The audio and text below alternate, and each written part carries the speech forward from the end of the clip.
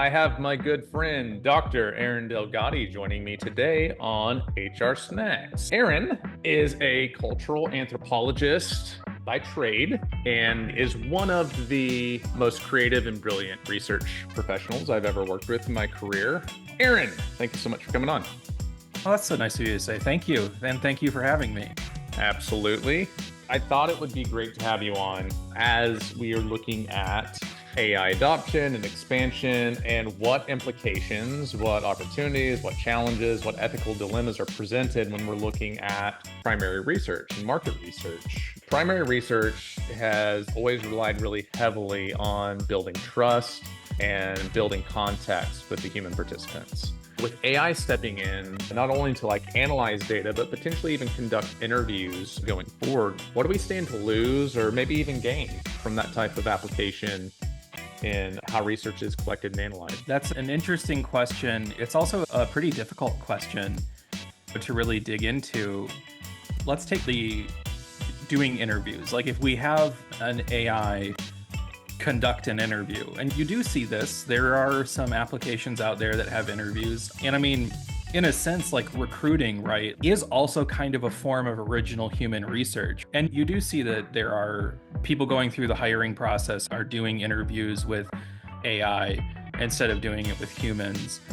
And, I understand the benefits of it, where it's like, think about the scale that we can do it at and think about sort of the cost effectiveness. Sure. Yeah, I mean, those things are true. I guess what I also see in it is argument very similar to what we've seen in the slow food movement in the early 2000s.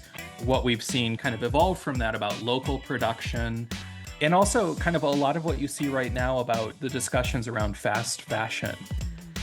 When we do work, when we do particular kinds of work, we rely on resources to do that work, or to have that experience. We want to eat something, we rely on particular resources to make that happen. When we want to do research, we rely on humans as a resource.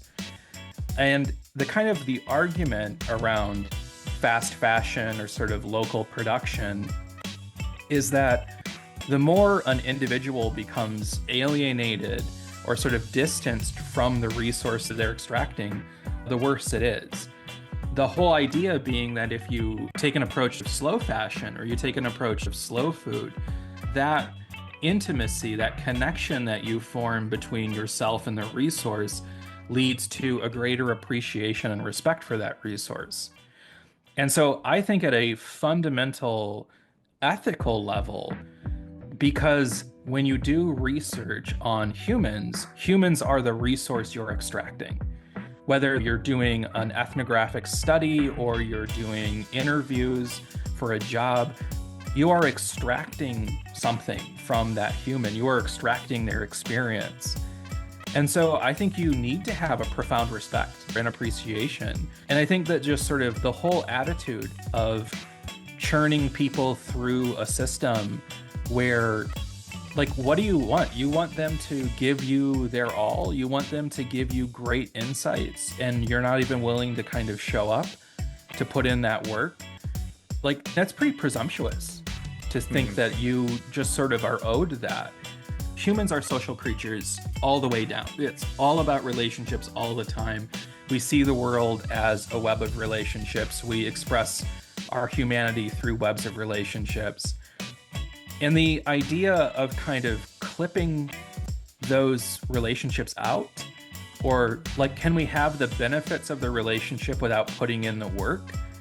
From a practical standpoint, no. I think that if you're not willing to do the work, you're not going to get the same product. You'll get something, it won't be that great. But then there's also kind of at the ethical, just because we could, should we? Just because we could create dinosaurs and put them in a park, should we do that?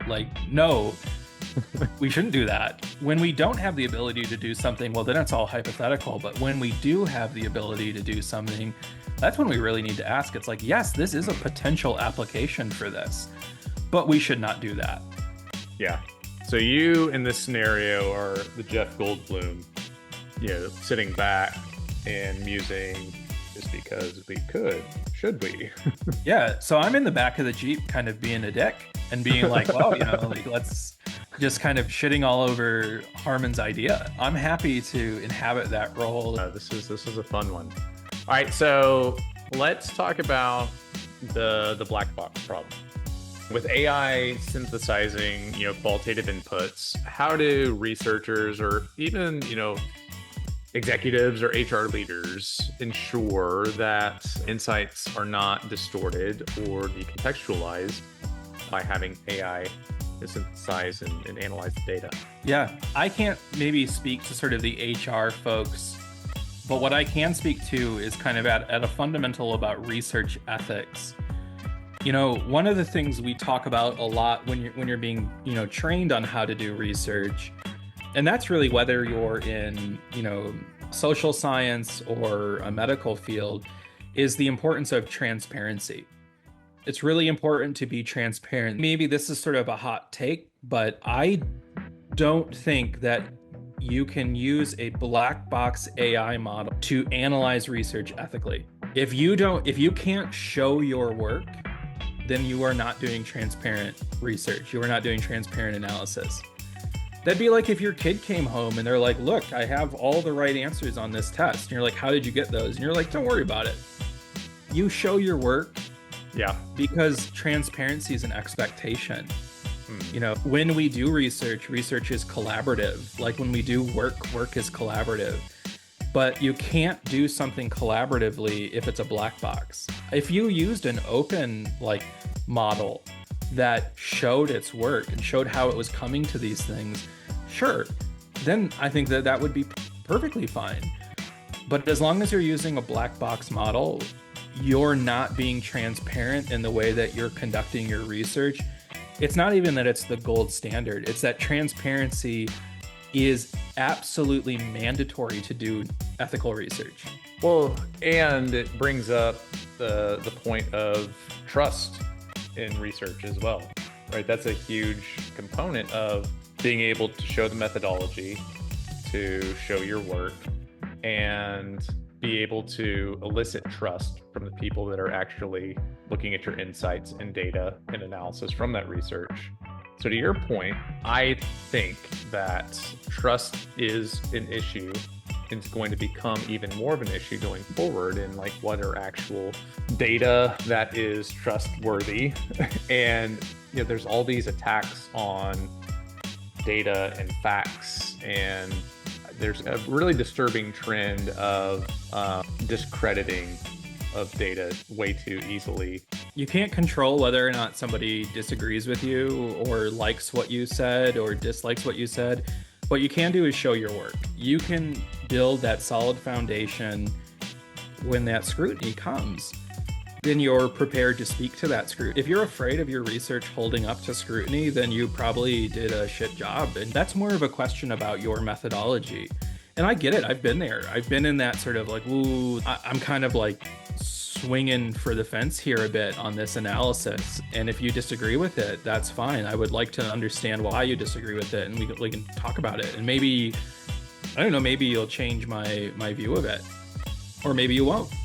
But how are they supposed to have a conversation with me if I can't show my work?